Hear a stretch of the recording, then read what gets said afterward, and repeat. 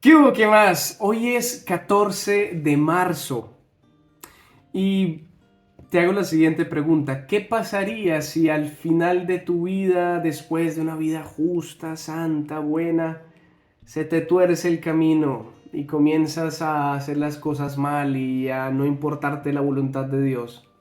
¿Qué pasaría contigo, ah? Pues para esto nos va a contestar el profeta Ezequiel capítulo 18 versículos 21 al 28. Dice: En cuanto al malvado, si se aparta de todos los pecados que ha cometido, observa todos mis preceptos y practica el derecho y la justicia, vivirá sin duda, no morirá. Ninguno de los crímenes que ha cometido se le volverá a recordar. Vivirá a causa de la justicia que ha practicado. ¿Acaso me complazco yo en la muerte del malvado oráculo del Señor Dios, y no más bien en que se convierta de su conducta y viva? Pero si el justo se aparta de su justicia y comete el mal, imitando todas las abominaciones que comete el malvado, ¿creéis que vivirá? No. No quedará ya memoria de ninguna de las obras justas que había practicado, sino que morirá a causa de la infidelidad en que ha incurrido y del pecado que ha cometido. Vosotros decís: no es justo el proceder del Señor. Escuchad, casa de Israel, que no es justo mi proceder. ¿No es más bien vuestro proceder el que no es justo? Si el justo se aparta de su justicia, comete el mal y muere. Habrá muerto por el mal que ha cometido. Pero si el malvado se aparta del mal que ha cometido y practica el derecho y la justicia, conservará la vida. Ha abierto los ojos y se ha apartado de todos los crímenes que había cometido. Seguro que vivirá, no morirá. Palabra de Dios. Te alabamos, Señor.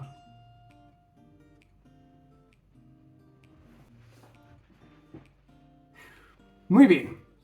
Aquí el profeta Ezequiel nos presenta un poquito de esta típica doctrina en el Antiguo Testamento, bueno, un poquito cambiada porque ya no estamos hablando de esas antiguas retribuciones donde yo tenía que pagar la condena de mis antepasados, sino que ahora depende un poquito más de mí directamente con Dios. Si la embarro y luego me convierto, pues Dios va a ser misericordioso y me va a salvar, y por el contrario, si voy por el camino del bien y luego ahora sí comienzo a apartarme de Dios, pues te va mal.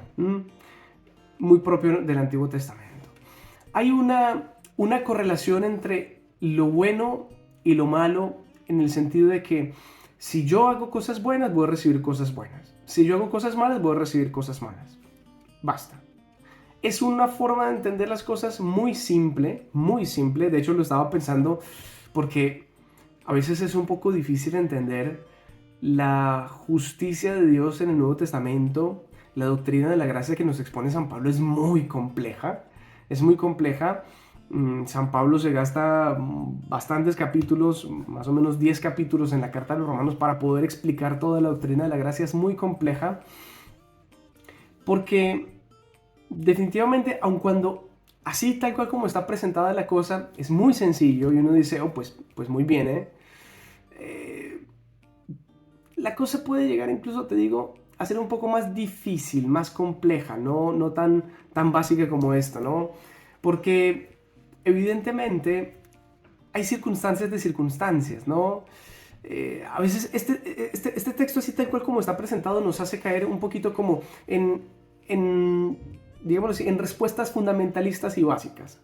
¿Ya? Esta persona al final de su vida cometió este pecado, seguramente que se va a condenar. O esta persona al final hizo estas muy buenas obras y toda su vida practicó un montón de porquerías, pero solamente por esa buena obra, entonces ya todo está cumplido y sanado. Eh, eh, digamos, es un poco, como te digo, más complejo. ¿Cómo entender la misericordia de Dios? ¿Será que la salvación depende absolutamente de mí? De hecho, es ahí donde San Pablo, en la carta a los Romanos y en la carta a los Gálatas, hablándonos de la justificación de Cristo, nos enseña que la cosa no es que dependa única y absolutamente de mí. Más bien, depende de cómo yo me fío de Dios, Jesucristo, el único verdaderamente justo que no cometió pecado y que entregó su vida por mí. Su sangre es aquella que se entrega por mis pecados. Explica San Pablo que nosotros básicamente de alguna manera ya no tenemos salvación por nosotros mismos. Es decir, si yo me propongo ser lo suficientemente justo para ganarme el cielo, me voy a quedar esperando. No voy a ser capaz. Es imposible. Pero si yo me fío absolutamente de Dios, creo en su palabra, creo que Él es mi Dios y Salvador, pues Él es el que me va a salvar. No me salvo tanto yo por mis grandes méritos y por mis obras. No me da, no tengo tanto pelo pasamoña, decimos en Colombia. Entonces eso quiere decir que como la doctrina protestante inicial de los luteranos, no importan las obras, simplemente importa la fe. Yo creo en Jesucristo y ya con esto me salvo. No. Tiene que haber una coherencia entre la fe que yo tengo en Jesucristo que me salva y mis obras. Decía el apóstol Santiago en su carta, muéstrame tu fe sin obras, que yo por mis obras te voy a mostrar mi fe. Y de hecho la carta de él es absolutamente cargada de obras de bondad, obras de bien. Entonces, no es que yo por las obras estoy comprando el cielo. Esto no es una relación mercantil donde yo le compro a Dios el cielo. Se trata más bien de que yo, creyendo en Dios, en su obra de bondad que me salva, yo en gratitud, porque ya me siento salvado, ya me siento protegido por su sangre, yo en gratitud actúo en consecuencia.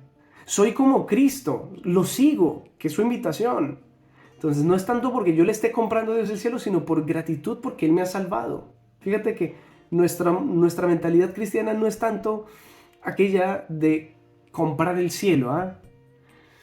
Piensa tú que el ladrón, el buen ladrón que llamamos en la cruz, no realizó una obra buena, sino que creyó en Jesús.